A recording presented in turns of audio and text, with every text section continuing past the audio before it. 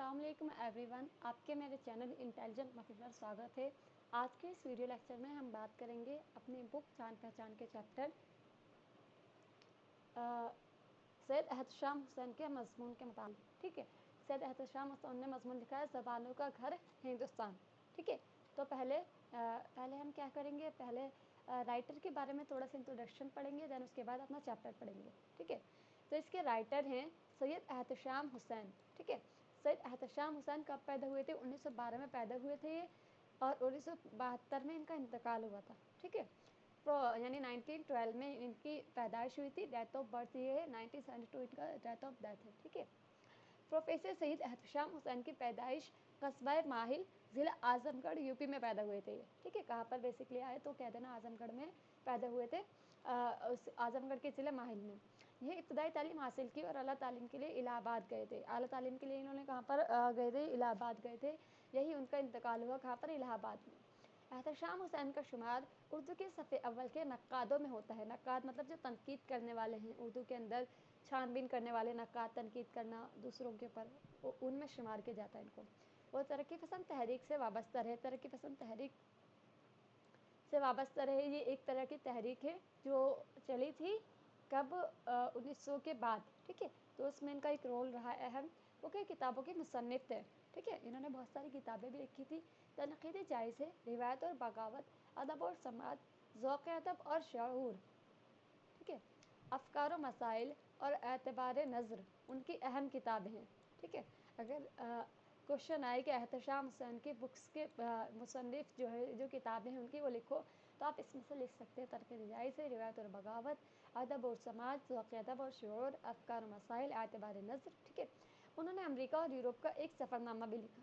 ठीक है, इन्होंने सफ़रनामा भी लिखा है, यानी सफ़र के हाल जो हम जैसे कि आज के दौर में क्या पोस्ट करते हैं कि हम यहाँ गए, ये खाया, वो खाया, अपना पूरा ट्रैवल की सारी स्टोरी सुना देते हैं। इस तरीके से इन्होंने क्या किया था, अमेरिका और यूरोप का जो इन्होंने सफ़र किया था वो सफ़रनामा भी लिखा।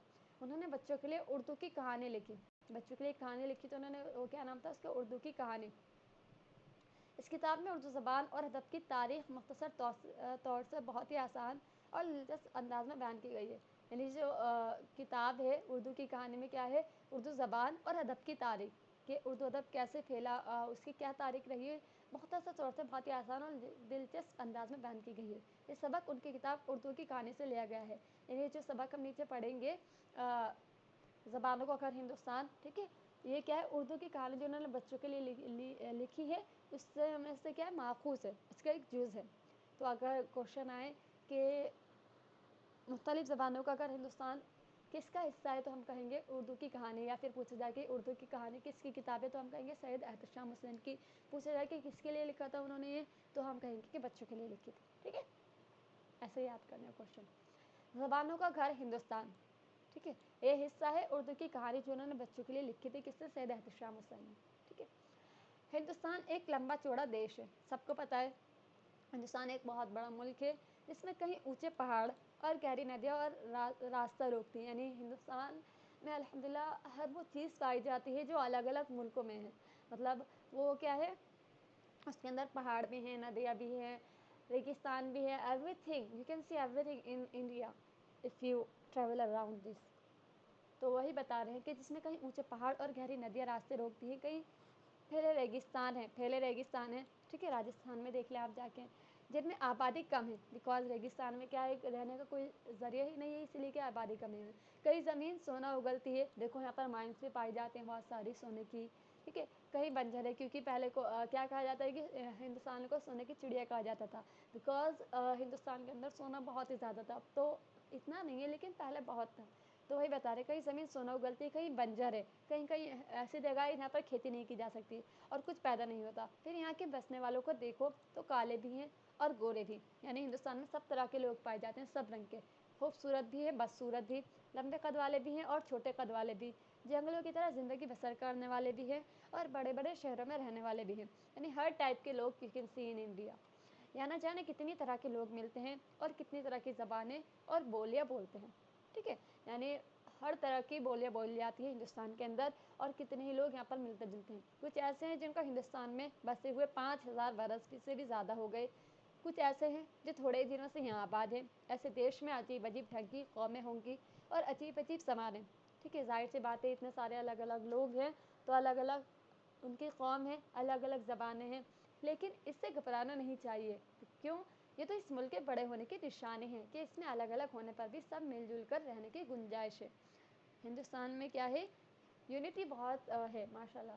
मतलब हिंदुस्तान के अंदर अलग अलग तरह के सिख, मुस्लिम, हिंदू, हर तरह के क्रिश्चियन सब रहते हैं, लेकिन उनके अंदर क्या है, मोहब्बत है। ठीक है, अखुवत है, वो चीज़ है। तो इस मुल्क की क्या है, एक पहचान है ये, और इस मुल्क की खासियत है ये।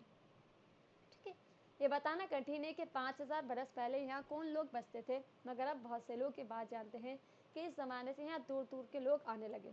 ठीक है, यानी पहले का तो पता नहीं, लेकिन अब दूर दराज जगह से लोग यहाँ पर आते हैं और रहते हैं। इतना समझ लेना कुछ मुश्किल है कि पहले दुनिया के ज़्यादातर लोग वहशों की तरह ज़िंदगी बसर करते थे।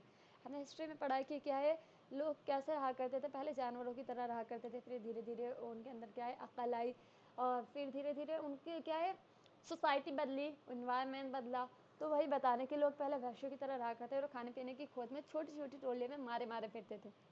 ठीक है, जानवरों का शिकार करते थे या दरख्तों के फल, पत्ते और जड़ खाकर पेट भरते थे। पहले ज़माने में ये हुआ करता था। ठीक है, इनमें से के कुछ लोग यहाँ भी पहुँचे, कहाँ पर, हिंदुस्तान में।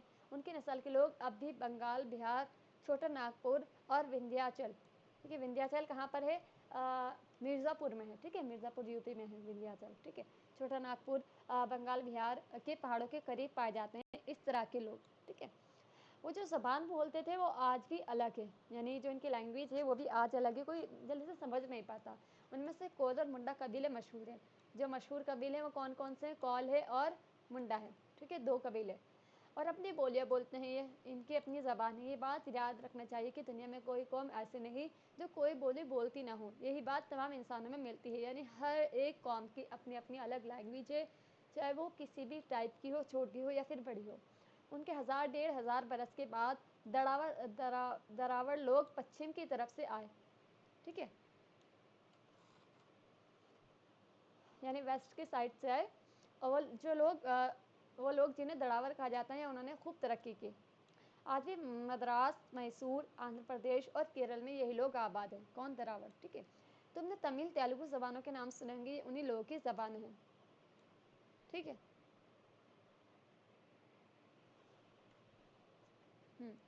ये तो था हिंदुस्तान का हाल। बाहर ईरान, चीन और तुर्किस्तान वगैरह में एक और कौम, जिसे आमतौर से तारीख में आर्य कहा जाता है, तरक्की कर रही थी। ठीक है, ये हिंदुस्तान का हाल था कि यहाँ पर क्या थे, दरावड़ थे, और कोलोन मुंडा क्या है, अभी क्या तरक्की कर रहे थे। लेकिन इससे आउट, यानी तुर्किस्तान हो गया, ठीक है, बंगाल हो गया, सॉरी, तुर्किस्तान हो गया, ईरान हो गया, चीन हो गया, यहाँ पर कौन सी कौम थी, आर्या थी, जो तरक्की कर रही थी। ये लोग कौन थे, बहादुर थे, अच्छी शक्ल रखते थे, घोड़े से काम लेना और खेती करना जानते थे। ठीक है, ये सारी चीज़ें जानते थे। कोई 3500 बरस ये लोग हिंदुस्तान में आए। ठीक है, यानी 3500 बाद, दरावड़ के 3500 साल बाद ये लोग हिंदुस्तान में आए, और इन्होंने यहाँ के पुराने बसने वालों को हराकर उत्तरी भारत यानी नॉर्थ में, ठीक है, अपना राज कायम किया। इन लोगों ने बहुत सी नज़में, भजन और गीत लिखे, नज़में लिखे, भजन अपने और गीत लिखे। ये बात याद रखने की है कि ये लोग जो ज़बान बोलते थे उसे आर्याई ज़बान कहते हैं। जो ये लैंग्वेज बोला करते थे वो कौन थी, आर्याई ज़बान कहा जाता है। किसकी ज़बान को, जो लोग आर्य थे, कहाँ से आए थे, ये चीन से आए थे, ईरान से आए थे और तुर्किस्तान से आए थे। ठीक है, संस्कृत उसी की एक शाख है। जो संस्कृत लैंग्वेज है ये किससे निकली है, आर्याई ज़बान से। अगर क्वेश्चन आए कि संस्कृत किसकी शाख है, ऑब्जेक्टिव में भी आ सकता है आर्याई ज़बान की, या फिर एक नंबर में आ सकता है कि संस्कृत किसकी शाख है, लिखे आर्याई ज़बान की शाख है। ठीक है, आर्याई ज़बान कौन है, आर्य बोला करते थे। ठीक है, यूनानी, जर्मन, पुराने ज़माने की फारसी और यूरोप की कई ज़बानें इसी ख़ानदान से ताल्लुक़ रखती हैं। ये जो ज़बानें हैं सारी इसी ख़ानदान से, कौन सी, आर्याई ज़बान से ताल्लुक़ रखती हैं। और जब तुम आगे पढ़कर इन ज़बानों को पढ़ोगे तो मालूम होगा, आगे बढ़कर इन ज़बानों को पढ़ोगे तो मालूम होगा कि सब एक दूसरे से मिलती जुलती हैं। अगर आप पढ़ोगे इन ज़बानों को तो बहुत सारी सिमिलरिटी इसके अंदर क्या दिखाई देगी आप लोगों को, वही चीज़ बता रहे हैं। ज़बानों की कहानी बड़ी लंबी है ना। ज़बान, बहुत तरह की ज़बान पाई जाती हैं दुनिया के अंदर। तो वही बता रहे कि ज़बानों की कहानी जो है वो बहुत ज़्यादा लंबी है, मज़ेदार है, मगर यहाँ उसके बयान करने का मौका नहीं, बिकॉज मजमून बहुत ज़्यादा लंबा हो जाएगा। बस ये याद रखना चाहिए कि संस्कृत उन्हीं हिंदुस्तानी आर्यों की ज़बान थी, यानी संस्कृत जो है, ठीक है, ये किसकी है, उन्हीं हिंदुस्तानी आर्यों की ज़बान है। तमाम लोग संस्कृत नहीं बोल सकते थे। यहाँ पुराने बसने वाले या तो पुरानी बोलियां बोलते थे या मिलीजुली जबानें। धीरे धीरे ये हुआ, क्या हुआ कि संस्कृत उच्च जात के हिंदू की जबान होकर रह गई। यानी संस्कृत बहुत ज़्यादा हार्ड थी, हर कोई इसे बोल नहीं सकता था, सीखनी पड़ती थी। तो इससे जो ऊंची जात के हिंदू थे वही क्या संस्कृत बोला करते थे, आम लोग इससे दूर हो गए। ये लोग जो जबानें बोलते थे उनको प्राकृत कहा जाता था। ठीक है, प्राकृतिक जबान बोला करते थे। प्राकृतिक एक जबान नहीं थी, बल्कि अलग अलग इलाकों की अलग अलग प्राकृत थी। यानी अलग अलग उनकी आम लैंग्वेज, लोकल लैंग्वेज जो थी वो है प्राकृत। ठीक है, हिंदुस्तान लंबा चौड़ा मुल्क तो है ही, किसी हिस्से में कोई प्राकृत बोली जाती थी, किसी में कोई। अब जो बुद्ध मत का मुकाबला करने के लिए साधु और संत पैदा हुए, यानी जो बुद्ध के जो बौद्ध धर्म से ताल्लुक़ रखते थे, जब उनका धर्म वजूद में आया तो उन्हें क्या तालीम देनी थी, तो उन्होंने क्या किया, अपनी ज़बान कौन सी चूज़ की।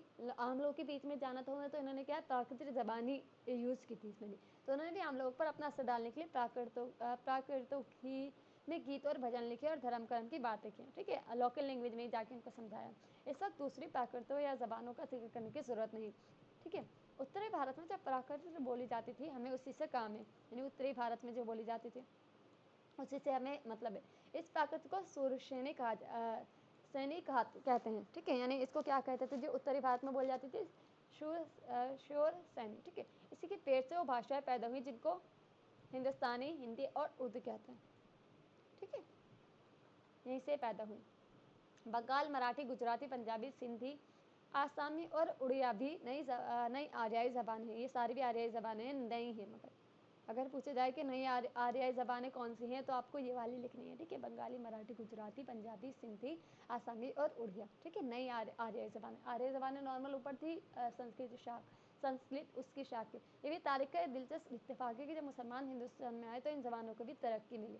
ठीक है, अगर ऊपर लिखी हुई बातें याद रखी जाएं तो आगे की कहानी और ज़्यादा समझ में आएगी और मालूम होगा कि 1000 ईस्वी के बाद से जो नई ज़बानें हिंदुस्तान में बोली जाने लगी उनमें क्या थी, एक उर्दू ज़बान भी थी।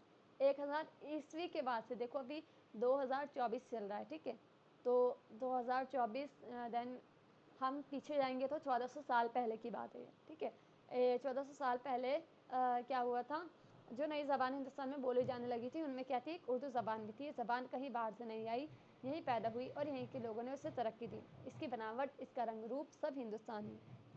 अगर ये ज़बान किसी दूसरे मुल्क में भी बोली जाने लगी तो ये वहाँ की ज़बानें नहीं बन जाएगी, हिंदुस्तानी ही रहेगी। ठीक है, इसके राइटर है एहतशाम हुसैन। मायने याद कीजिए, देश, मुल्क, देश का मतलब क्या होता है, मुल्क होता है, देश होता है। कबीला, गिरोह को कहते हैं। प्राकृत, अवामी बोली, आम बोलचाल की ज़बान, लोकल लैंग्वेज। ठीक है, गौर कीजिए, उर्दू का जन्म हिंदुस्तान में हुआ। ठीक है, उर्दू कहाँ पैदा हुई, हिंदुस्तान में पैदा हुई। उसका ताल्लुक हिंद आर्याई ख़ानदान से है। ठीक है, उर्दू गंगा जमनी तहजीब की अलामत है, जिसकी तश्कील में हिंदुस्तान की मुख्तलिफ बोली और ज़बानों के अल्फाज शामिल हैं। ठीक है, तो ये था आज के लिए इतना ही। अगर आपको कुछ समझ में ना आया तो कमेंट में पूछें, और वीडियो अच्छी लगी हो तो इसे लाइक और शेयर करें। अल्लाह हाफ़िज़।